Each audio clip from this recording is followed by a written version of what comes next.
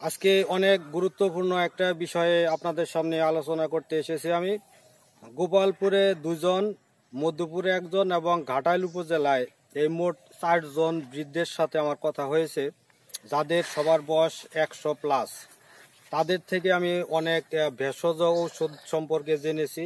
তারা দীর্ঘদিন ব্যবহার করেছেন, উপকৃত হয়েছেন, অর্থাৎ সব দিক দিয়েই সেই গাছগুলো পরীক্ষিত। আমাদের আশেপাশে অসংখ্য আগাছা রয়েছে, আমরা যেগুলোকে আগাছা মনে করে থাকি।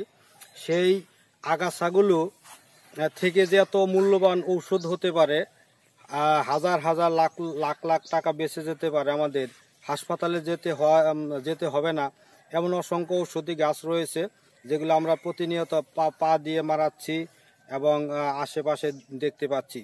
আমি মনে করলাম যে যেহেতু আমি একটা মানে বাস্তবতার নিরিখে বলছি, যে তারা যেহেতু সত্য সাক্ষ্য দিয়েছে এবং বিভিন্ন ভেষজ বিজ্ঞানের বই ঘাটাঘাটি করে দেখতে পেলাম যে এই ভেষজ চিকিৎসাটাকে টিকিয়ে রাখা দরকার এবং এই গাছগাছালির কোনটার কি উপকারিতা এবং সংরক্ষণ করে রাখা যায় দীর্ঘদিন, এমন ভাবে ওষুধ আবিষ্কার করা বা ওষুধ তৈরি করা এবং সেগুলো রুগীকে দেয়ার যে প্রসেস, সেটা নিয়ে আমি এখন কাজ শুরু করেছি।